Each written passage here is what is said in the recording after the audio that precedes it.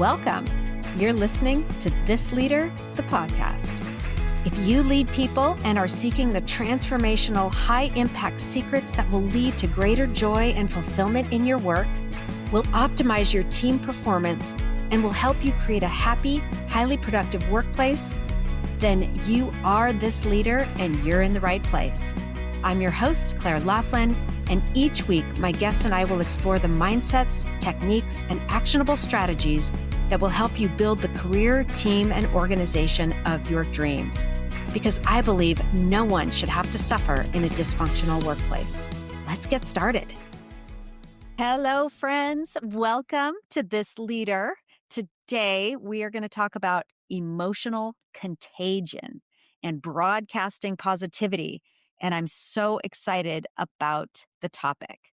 So first, I want you to imagine this scene at one of your weekly meetings, okay? You walk into a quiet room. It's full of your colleagues, but everyone looks distracted and they're in their own world. They're on their laptops. They're not looking up. They're giving minimal responses when greeted. They're sending the distinct message. They are busy. Then I want you to imagine one of your other team members walks in with a completely different energy. She comes in smiling, emanating warmth, making eye contact with everyone, and asking genuine questions about, their weekends or their kids or something. Within minutes, the energy in the room completely transforms. People close their laptops, they look up, they put down their phones, they start engaging, laughing, sharing stories. It feels like they're fully present. This scenario illustrates something that happens in workplaces every day, but it rarely gets discussed explicitly in leadership conversations. And that's emotional contagion. And that's what we're talking about today, how your emotions as a leader are literally contagious and how they spread through your team. And most importantly, how you can become intentional about what emotions you are broadcasting to those around you. Because your emotional broadcast is a choice. It's not just an automatic response to circumstances like some of us think, right? And the choice you make, it makes a big impact. In fact, just understanding this can dramatically transform how your team performs and how they experience you and your leadership, and even how you feel about your own work. Many people either believe that they're at the mercy of their emotions, especially under pressure, or they don't think about it at all. Like they never really consider how their emotions might be impacting those around them. But what if you could pause and recognize your emotions and deliberately choose to broadcast something different? What if you could turn your emotional state from something that just happens to you into one of your most powerful leadership tools? I've said on earlier episodes of this podcast that I really believe the moment you realize that you make an impact on others and you care enough to try to make it a positive one, that's the moment you become a leader. So that's the journey we're going to take today. And I can't wait to show you how this simple shift in perspective can really transform not just your leadership, but your entire work experience. So let's dive in. Let's start with the science, because this isn't just some fluffy concept. It's backed by very serious research. Right? In the 1990s, researchers at Princeton observed a fascinating phenomenon. When two people interact, they unconsciously mimic each other's facial expressions and posture and mannerisms, and even speech patterns. And this mimicry actually leads to experiencing similar emotions. Some people call it rapport. And I don't know if you've ever done this, but like when I go to a restaurant or I'm just people watching, I look for rapport between people. I look for how they're mimicking each other's posture and tone and facial expression and everything, because it really can tell us a lot about the relationship. Anyway, this is called emotional contagion, and it works through something called mirror neurons in our brains. These are specialized brain cells that fire both when you perform an action and when you observe someone else performing that same action, right? Like when you see someone yawn and then you yawn, or you see someone in tears crying and your emotions are triggered, right? You want to sort of react that same way in a sense. And what makes this so powerful is that much of this happens automatically. It's below our conscious awareness. So, first off, you might be thinking, well, I'm an adult. I can differentiate between another person's emotions and my own. Okay. But Michelle Guillen, author of a great book called Broadcasting Happiness, says that that's not entirely true. Because even when we believe we're maintaining our emotional independence, our brains are still mirroring and internalizing the emotional states of those around us. In fact, Guillen points out that prolonged exposure to negativity, negative broadcasts, like when you're working alongside a consistently negative or skeptical colleague, can have cumulative effects similar to low grade stress. And over time, this exposure can alter your thought patterns, diminish your creativity, and even impact your physical health through stress hormones like cortisol. And here's what's really interesting and what matters for you as a leader. Emotional contagion doesn't happen equally. The emotions of people with more power or influence tend to spread more readily to others than vice versa. And you know this all too intimately if you've ever worked with a chronically negative boss. Research done at the Wharton School of Business has shown that the leader's mood can ripple through an entire organization. And when leaders consistently display negative emotions like frustration or impatience or anxiety, those emotions cascade downward, affecting team performance and decision making quality, and even how team members treat each other and their customers. At a core level, it impacts the psychological safety of the entire team and beyond. So let me ask you, what emotions are you spreading to your team? What's your emotional broadcast or your quote default channel when you're under pressure, especially? Because make no mistake, when the pressure rises, all eyes turn to the leaders. For many of us, our emotional default channel is not what we'd choose if we stop to think about it. And that's the key. We need to become more intentional about our emotional broadcasts. Think about different TV networks just for a moment. Each has its distinctive tone, its vibe, its energy. Like the Disney Channel, for example, it broadcasts what? Warmth, optimism, family friendly content versus something else like Bravo, right? Which tends to broadcast drama and excitement and high energy personalities. Or even think about the Home Channel, which broadcasts kind of that do it yourself energy along with enthusiasm and a sense of adventure.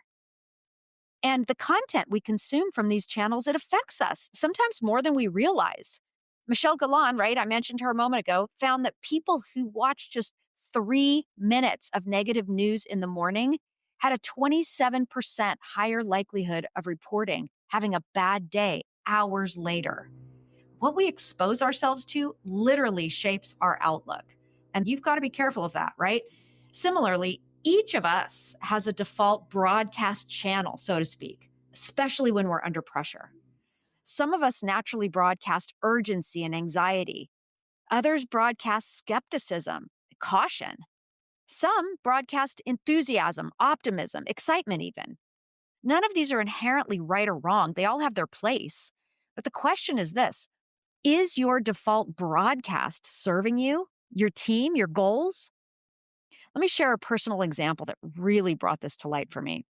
When my older son was just a little guy, probably about 3, I was working at home at the time and, of course, trying to balance motherhood with work. I was distracted a lot, I have to admit. And so he was sitting at the kitchen counter eating lunch, and I was across from him doing dishes or something, chopping vegetables, I guess. And I was thinking about a problem I was trying to solve. And probably my face was all scrunched up and I was muttering to myself a little, I guess. And I looked up to see a little tear running down his precious face, and he was watching me. And I said, "Honey, what's wrong?" And he said, "Why are you mad at me?" I mean, that was more than 20 years ago, and it still pains me. It was such a good lesson for me, though. We all pick up on the emotional energy of those around us, and it makes an impact. I mean, we all have that little child in us, right? And it matters. Right now, I can think of people in my life who has all kinds of different default settings. One who's very calm, and I just feel good when I'm with that person. and another who's highly skeptical. And I tend to feel drained when we spend too much time together. And another who's very peaceful and projects joy and openness. And being with that person is very uplifting for me. And of course, I have my channels too. I just asked my son this, if he could describe my channel, just, in preparation for this podcast. And he said, "Yeah, mom, you're mostly excited about things, but then you're also stressed out a lot." So, see, like, I want to work on that. I don't want to be projecting that vibe to my family. I don't want to be projecting stress every time I walk in the door. So, think about your own default channel. And again, especially when you're under pressure, because it's easy to be the fun loving type when all is going well.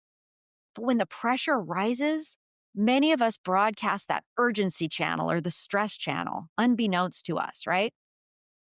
When deadlines loom or unexpected problems arise, you might unconsciously shift into your high alert mode and, your walking pace quickens and your responses shorten, your facial expressions kind of tighten up.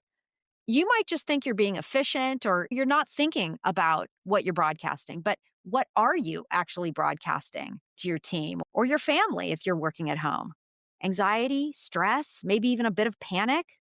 And guess what happens? They catch it. Stress mounts, safety declines, and projects and things that are normally on track or actually on track, they start to feel behind because everyone starts feeling the pressure. And team members who are normally confident, like, begin double checking their work, and the quality of creative thinking drops as everyone shifts into reactive mode. But in those moments, I want you to imagine a trusted colleague like pulling you aside and saying, hey, stop. When you get that look on your face, everyone thinks something terrible is happening, even when it's not. Now I'm going to hear my son's voice and I'm going to be like, "Hey, mom, you have that stressed look again," right? This kind of feedback can be a real wake up call. You realize you need to become more intentional about what you're broadcasting. So take a moment right now, reflect honestly, what is your default emotional broadcast channel, especially under pressure? And is it serving you and your team? Because here's the good news. Once you're aware of that default channel, you can change the broadcast. And that's what we're going to talk about next. So if we understand our propensity to broadcast, let's also talk about rebroadcasting, a term also used by Michelle Guillen, who, by the way, was a former national news broadcaster turned positive psychology researcher. So that's where her anchor point is. Her research shows that we can consciously choose our broadcasts, not by faking emotions that we don't feel, but by intentionally shifting our focus and perspective, reframing our experience, if you will.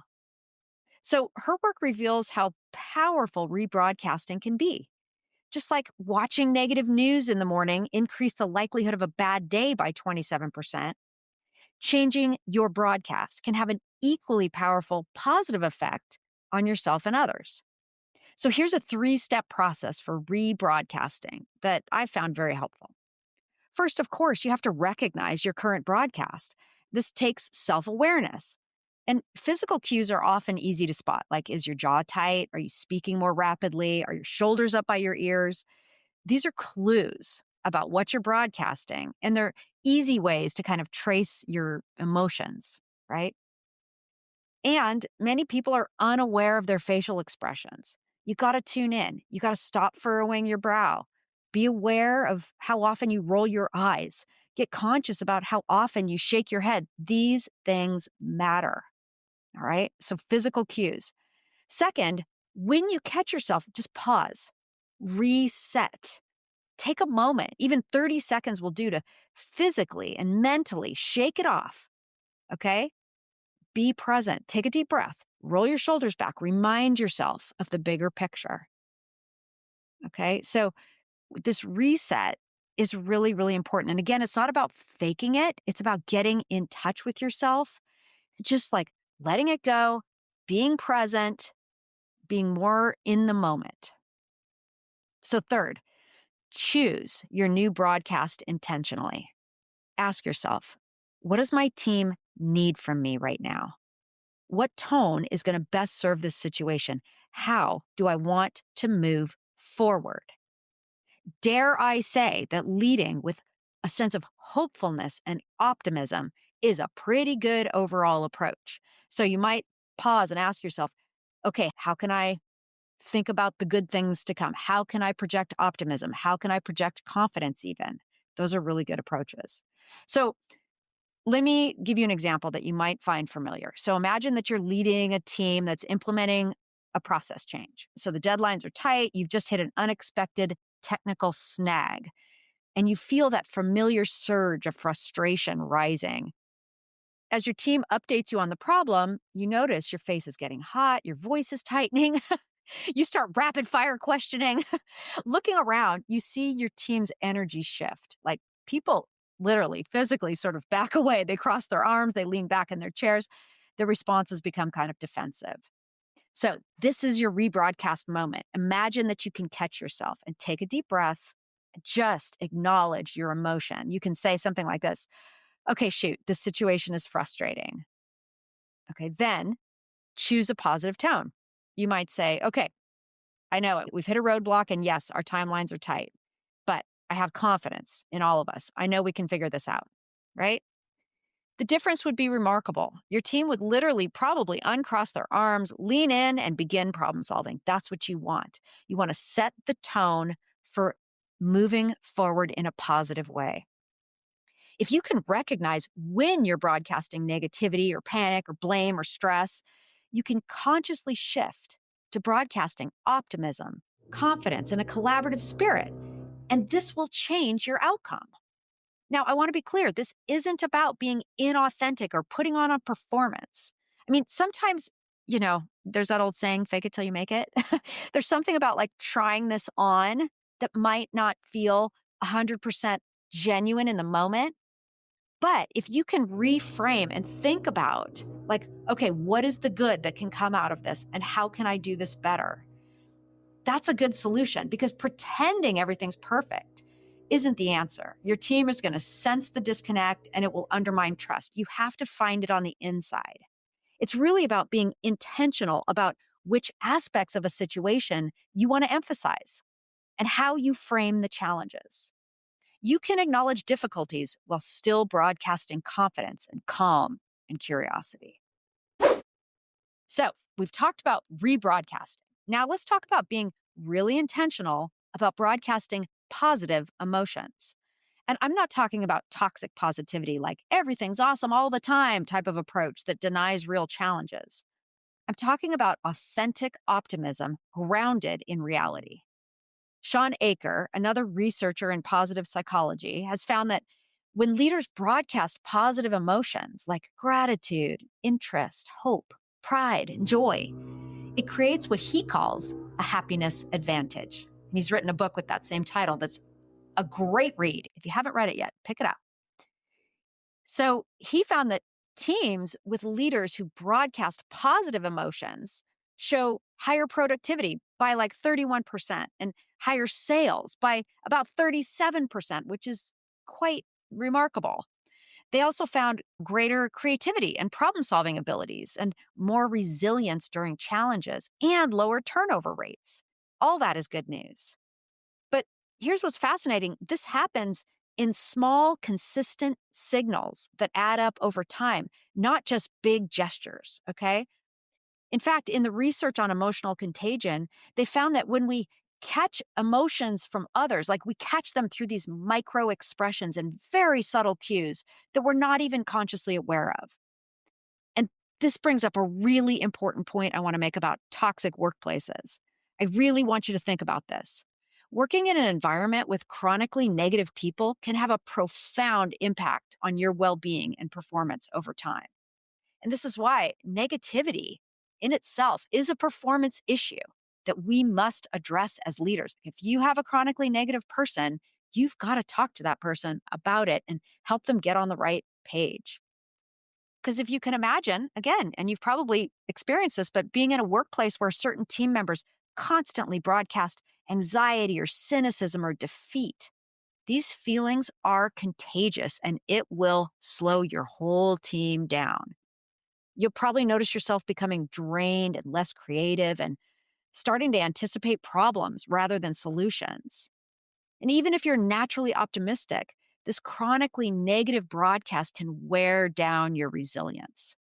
It's similar to what researchers call secondhand stress, which is the physiological effects of being around stressed people. Your body literally responds to other people's stress signals, releasing cortisol and other stress hormones that affect your health and cognitive function. So, I hope this is good news. It's empowering to know that positive emotions are actually more contagious than negative ones when they come from a place of authenticity. So, as a leader, your positive broadcast can serve as a buffer against negativity and gradually shift the emotional climate of your team. So, think about your Monday morning routine. How do you greet your team? Is it in a hurry, like, okay, let's get started, all business, Or do you slow down and make eye contact, smile genuinely, and check in with people? This is putting money in the bank, my friends, okay? Imagine like the difference between immediately launching into problems that need solving or taking a minute to recognize progress and truly sharing your appreciation, okay? These small moments matter enormously because they set the emotional tone. Okay, let's get practical. How can you become more intentional about what you're broadcasting? I want to go through 4 very concrete steps. First, as I said earlier, this all starts with awareness. Build your awareness. Think about what you're feeling and broadcasting. You can set a reminder on your phone, to check in with yourself several times a day and just think, okay, what am I feeling? What am I broadcasting right now? Is it serving me and my team and our goals? This simple self check is a great place to start. Second, develop some pre meeting rituals. Before you walk into any meeting or interaction, take 30 seconds to set your intention. What energy do you want to bring into the room? What emotions are going to be helpful in this particular situation? Man, if you know you're walking into a difficult or tense conversation, take a moment to prepare. That can completely change the outcome. Brenda Burchard talks about transition times, like, between activities or on your way into a meeting, as opportunities to release tension and set intention. And if you can create a habit around these kinds of transitions, just take a moment between activities or between meetings. That can be very, very powerful. Third, use physical cues to shift your emotional broadcast. Our physical state and our emotional state are intimately connected. If you need to shift from broadcasting stress to broadcasting confidence, change your posture. Stand tall, roll your shoulders back, take a deep breath. It sounds simple, right? But it works because your team literally catches your physical state through those mirror neurons we discussed earlier.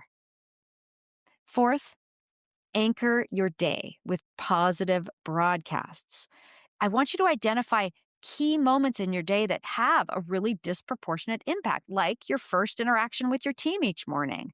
Make it positive. Or how you open a meeting, for example, how you pause and say hello to people when you start a new conversation. Be especially intentional about what you're broadcasting during these anchor points. It will set the tone. And remember, you don't need to be perfect at this. What matters is building awareness and shaping your intentions. The more conscious you become of your emotional broadcasts, the more choice you have about their impact. So before we wrap up today, I want to leave you with a challenge. This week, I want you to be intentional about what you broadcast in each interaction you have with others. Before you walk through the door at the end of the day or log on to your first Teams meeting, right? Take 30 seconds, set your intention, ask yourself, what's the most useful emotional broadcast I can send? What does my team or family need from me? And what is the best outcome? Okay. Then try to be conscious about broadcasting that energy through your greetings, your body language, your tone, and your focus. Notice the impact it has on other people's engagement and their energy. It's small and subtle, but it will work over time. And if it's hard to generate something positive, by all means, add some exercise, be outdoors, go get your heart rate up, or add a purposeful gratitude practice to generate more good energy. And I want you to remember the big insight we explored today. Your emotional broadcast is a leadership choice, not just an automatic response to circumstances. This is your opportunity to put that insight into action and experience firsthand how powerful intentional broadcasting can be. When you begin to see your emotions not as something that just happens to you, but as a leadership tool you can consciously use, you unlock a new dimension of positive influence. You become not just a manager of tasks and deadlines, but a true architect of your team's emotional climate and performance. And like everything we talk about, try this at home as well. So that's it for today. If this episode had resonated for you, please share it with another leader who might benefit. And thanks for listening. And until next week, go lead the way. I hope you've enjoyed this episode. To learn more about my services and for lots of free resources and additional tools to enrich your journey, visit my website and subscribe to my newsletter at clairelaughlin.com. If you have a question about leadership, teams, or organizational culture you'd like me to address on the podcast, please reach out to me at support@clairelaughlin.com and connect with me on social channels @ClaireLaughlin Consulting. Until next time, lead the way.